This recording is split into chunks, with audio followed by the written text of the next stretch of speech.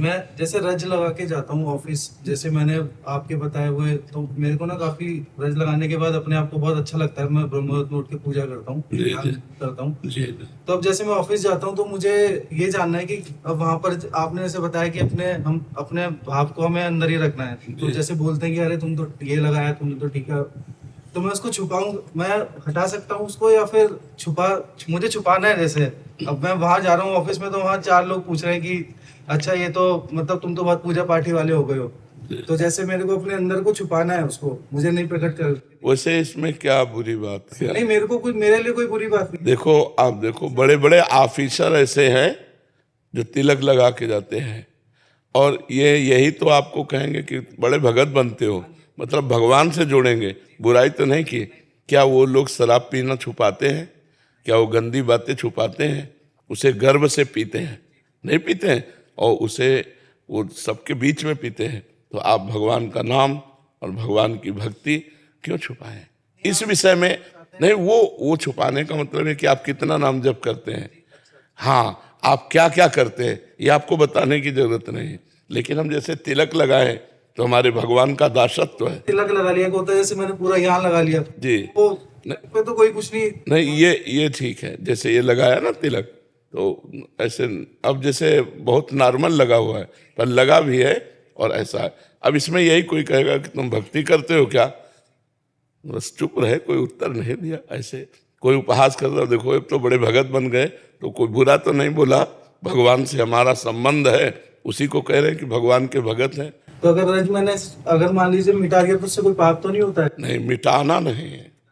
लग गया तो गर्दन कटवा सकते हैं, मिटा नहीं सकते। बस यही मुझे जानना। सम्राट अकबर ने यही आदेश किया था, तो मधुकर शाह जी ने ऊपर का कपड़ा भी हटा करके द्वादश तिलक लगा के गए थे। और जब कहा मेरा फरमान नहीं सुना, तो तलवार खींच ली और कहा यह अनंत मुल्कों के बादशाह का दासत्व है, तू एक मुल्क का बादशाह है, अगर इसके मिटाने की ताकत रखता है तो पहले। तो उनका वाह भाई वाह वाह, अच्छे तिलक तो आप ही निकले जो अपनी निष्ठा में, नहीं तो और सब मिटार के गए थे। तो ये हमारे ईश्वर का दासत्व है, इसे ना कोई और मिटा सकता ना हम मिटा सकते हैं। हाँ, यदि तुमको भय है नहीं नहीं, मेरे को कोई भय नहीं है। तो फिर क्या परेशानी है? भाई चोरी हो, सरकारी अपराध हो, या कोई हिंसा हो, तो बताओ इससे किसी को होती है? मेरे को तो बहुत गर्व महसूस होता है। हाँ, गर्व का विषय है। बाबा, जैसे आप बोल रहे चिंतन करो चिंतन करो, तो अब मेरे बोर्ड के एग्जाम हैं, अब मैं बोर्ड के एग्जाम दे रहा हूँ। हाँ, अब तो पूरा पूरा अगर चैप्टर सुने होगे तो तुम बीच में नहीं बोल सकते। आज का नहीं, अब आज का भी चैप्टर, कि जो आप कार्य कर रहे हैं उस कार्य के बीच बीच में जब समय मिले तब नाम स्मरण कर लो, और उस कार्य को भगवान की पूजा समझ के समर्पित कर दो। यही ना हो पा रहा बाबा, मैं पढ़ने बैठा हूँ, एक तो ठाकुर जी आए छौवेदारी के, तू ना कर रहो चिंतन ना कर रहो। अब मैं इतना परेशान है गो, मैं पढ़ ना पा रहा हूँ। ना बच्चा, अगर ऐसी बात होती तो भगवान अनंत शक्ति संपन्न होते हैं। जब उनका चिंतन होता है तो एक साथ कई कार्य कर सकता है। कर्तुम अन्यथा कर्तुम भगवान है ना। दिमाग नहीं खराब होगा, दिमाग आनंद में डूब जाएगा।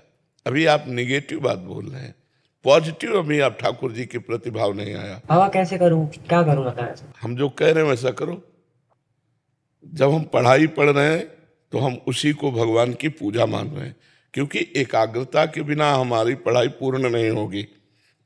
हम कोई भी कार्य करें उसमें एकाग्रता की आवश्यकता होती है, और जब एकाग्रता होगी तो दो कार्य नहीं हो सकते, कि हम नाम जप भी करें और पढ़ाई भी करें, ऐसा नहीं हो सकता।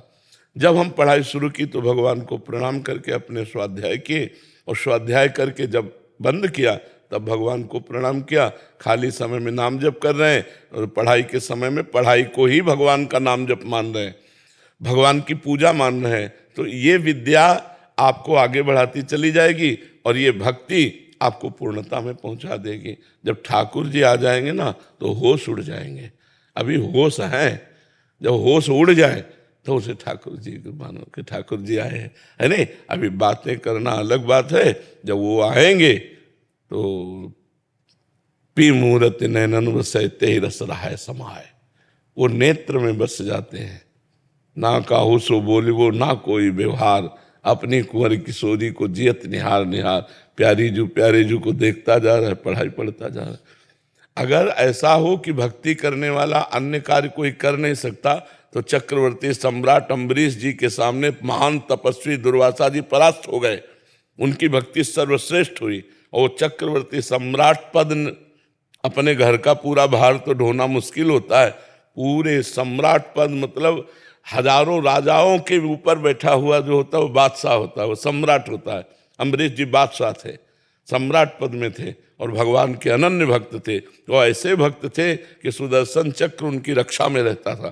तो हम लोग लिखा राधा, फिर लिखा राधा, कोई चैप्टर पढ़ रहे फिर राधा, बड़ा आनंद आएगा। आप देखना, दिमाग थोड़ी खराब होगा। दिमाग खराब होता भोगों का चिंतन करने से, दिमाग खराब होता दूसरे का धन छीनने का चिंतन करने से, दूसरे की हानि सोचने से दिमाग खराब होता है। भगवान का चिंतन करने से दिमाग अच्छा होता है, नहीं? हाँ।